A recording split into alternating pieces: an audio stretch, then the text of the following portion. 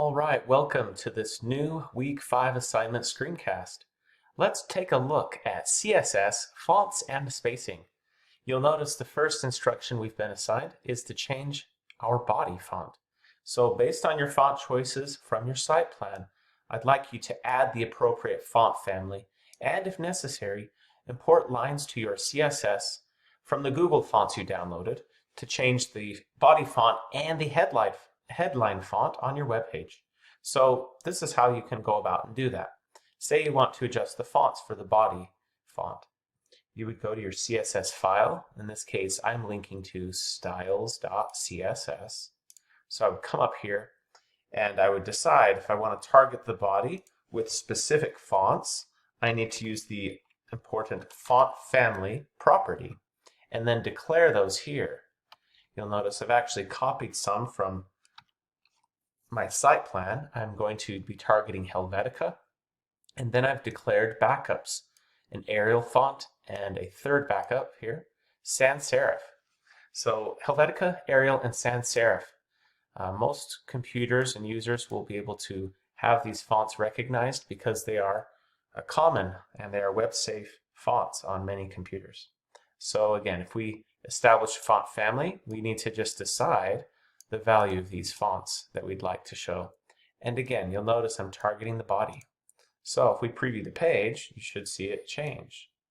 Okay, and if I were to remove Helvetica, for example, we can preview the page once more, and you see it's now showing Arial, right, rather than Helvetica. So again, add the fonts, preview the fonts, and that's what you want to do. Target the body. You can also target the header. As you see here, I could target my H2s. I could give them a maybe Times New Roman font if I wanted. I could say font family Times New Roman. And I could also declare perhaps a sans serif as a backup. Okay, so you see my H2s, they can also change just as easily. Again, remember the syntax. You make a selector, you declare a property, and you give the property a value. And it should inherit the value and change. Okay. If you want a list of other web-safe fonts, you can come up here in the instructions, and they actually have a link to a web-safe list of some fonts. So if it were the Times New Roman, I should actually encapsulate that here in quotes. And I should probably back it up with Times and actually a serif. Okay. So if I wanted to do that, okay, I could declare those as my values. These are commonly used font combinations. So rather than backing up Times New Roman with a sans serif, perhaps I back it up with Times. Okay, and that would look something like this. Okay, Times New Roman, Times, and the serif. So again, I want you to target the body and target a heading. And that's what we're doing here. If you want to adjust font size as well, you can use a responsive element called emphasis, or EM. Okay, let's make it, for example, 110% of the normal font. Okay, you could use 1.1 EMs if you wanted to do that. So let's target font size and say 1.1 EMs for, let's actually do that for the links used for navigation. So if I come to my CSS, I could say the links used in navigation, I could declare the font size for those like so, 1.1 EM. Okay, and that should make them 110% of their initial value. So that's how we could adjust the fonts, or I should say the links in the navigation with font size. What else should we be doing on this assignment? Let's double check. There's space between the content in a box and the edge of a box, which is called padding.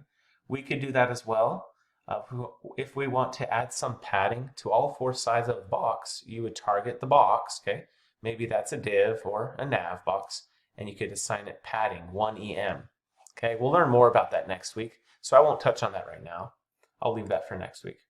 But we need to understand the box model, so I recommend you open this and you understand, okay, this figure. Let's see if we can go find it. There is a box model that we want to review. Here it is. It talks about all content and elements contain this box model. They'll have some padding, which creates this white space between the content and the border. The border, you'll notice, is filled in gray. And outside the border, we have margin.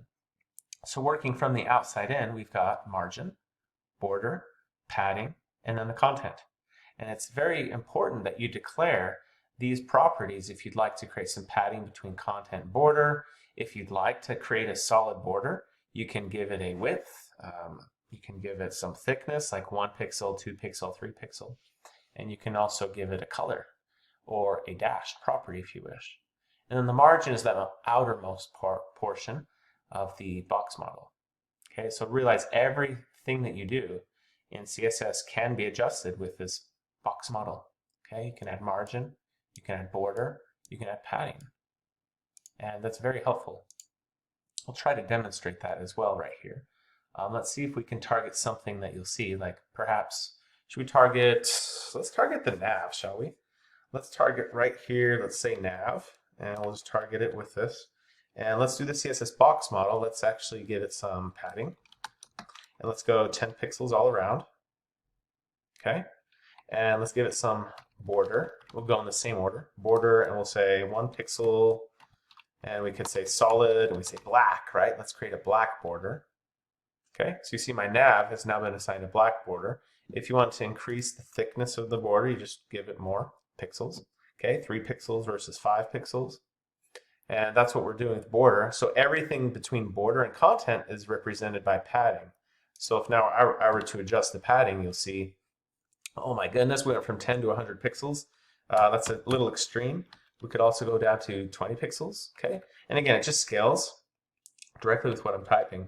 I could do 5 pixels of padding, okay? I could even say 0 padding all around, okay? And that should eliminate some of that gap. So that's a little bit about padding and border. And if we want to target margin, what you'll notice is it's going to add some spacing around or outside this border. So let's do that next. Let's just give it 10 margin all around. So 10 top, left, bottom, and right. And that's what margin does. You could even get more specific and say, wait on, hold on a second. Let's just give this some margin top. Okay, if I could just declare margin top 10 pixels, I'm only adjusting the top. And if I want to say, no, just margin bottom, okay, I could do the same thing. And it will just add some margin bottom. But you'll notice, wait, I forgot to actually adjust this. All I did was increase the top. You need to always be careful that you're adjusting the property that you intended. So see, bottom is now 20 pixels. And again, if you want to target all sides of the element, you just leave it as margin. And you can do things like this, 10 pixels top. You could say 5 pixels right. 10 pixels bottom, and you can say 5 pixels left. And that can also be shortened into just 10 and 5. If you declare it with 2 values, it's going to target the top and the bottom, and then the left and the right. But you could repeat yourself if it helps you understand what's going on and do this. And what this will do is target the top, the right, the bottom, and the left. And essentially, this is just shorthand. If you're more comfortable, you can always just declare things individually like so. You can just target margin top separately from right, left, and bottom if it helps you. So that's a little bit about how that works. You can also use background colors if it helps you to establish where you're at. Okay, you could say background color blue, and I could add a background color blue. To see the CSS box model more clearly, it can help to add some color and to give it some of these properties and assign them values. But again, that's not exactly what I'm intending to do right now. I just wanted to demonstrate how powerful the CSS box model is.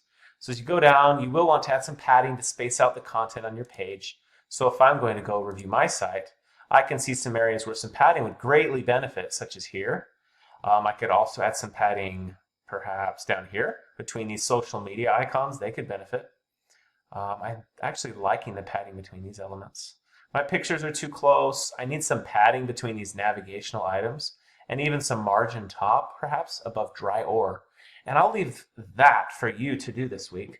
Also consider adding some left padding, okay, or even margin to the left of these images, which are flush left, okay? Because you see, I like this empty space over here. Not too much liking this right now. I would encourage you to add some left targeted padding or left targeted margin to these elements, okay, inside the body. But again, we're at 9 minutes and counting. Just got 5 minutes left on the screencast. So again, pay attention to proximity. You can also adjust the line height and margins of your headlines. Okay, and if you're confused, well, what is line height and what is margins? We reviewed margins. Line height, okay, if you want to see what that does, let's scroll down here. Use line height and margin on the headline. See if you're able to get the headline closer to the paragraph. Okay, so what's going on? You may have to follow this guide here on Khan Academy before proceeding. Okay, but essentially if you adjust the line height, you can increase the space between lines. And if you reduce the line height, you can reduce the space between lines. Okay, so that can be essential if you want to add some line spacing between this line and the ORS line right here. So I'll challenge you to work on that. And if you come on down here, there's even developer tools that you can access by using the Chrome browser. You can access those by right-clicking on the page and clicking on Inspect. And this is what we call developer mode. You can now inspect your web page via the elements. You can open them up, and it can help you target the different sections of your page, such as my image, right, in the logo box div. If I scroll on down, I can open up my nav, and I can see here's my unordered list, okay? Here's my nav, okay? And then going on, that's the entire header. You'll notice it has an established width and a height. So you can adjust all of those as well in your CSS. So I encourage you, if you're having trouble identifying what you're doing, open Inspector in developer mode, and you can start to look inside more closely at what's going on. So to exit out, just click on the X. Let's actually pull back the preview to split the page. And all that's really left is to just do some more inspecting. Inspect the paragraph element. You may want to adjust the line height there. You may want to adjust the padding, okay, and the margins as it's established here. And then what I'm going to check for when I grade you is I'm going to use the following rubric. Is the linked site showing examples of font family, font size, line height, and padding? That's worth 6 points.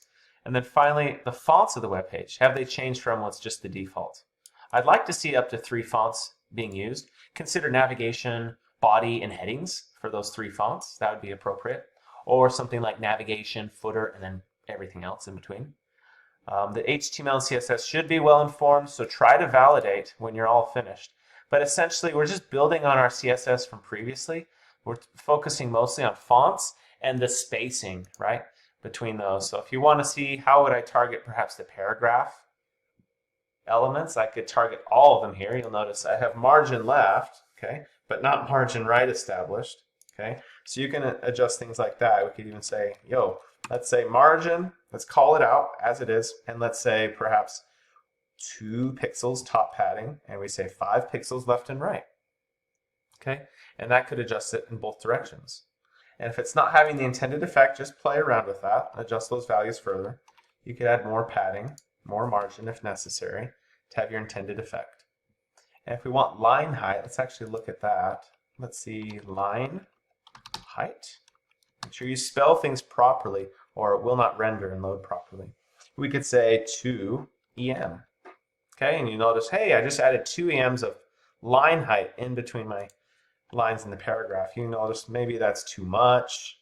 Again, you want to experiment for your target audience. What do you think they would like to see? Declare the unit, end each CSS declaration with the semicolon. And if you're not seeing changes, there's really 2 things to look at. Have you declared the property correctly with the appropriate value? And have you included the colons to separate them and the semicolons to end each declaration? But with that, I challenge you to finish your CSS fonts and spacing. Again, finish these Khan Academy tutorials. I guarantee if you follow through these instructions, it will all make much more sense to you, and you'll have a much more engaging and enhanced learning experience. So go through that. If you have questions, I do recommend W3 Schools to investigate things like line height directly. And you can look at the CSS tutorials here. They'll even talk to you about percentages, okay? You can experiment with the EM unit that we've talked about, and then you click Run to just experiment and make changes. So use the CSS, use these try it editors, and when you're all done, okay, I want you to share it properly with me. Don't share the CSS. Come to index.html or the name of your site, okay, if it's riverrafting.html. You'll go there, you'll share, and make sure, again, you click copy and then paste into Canvas. Okay, good luck. I look forward to seeing your work. Take care.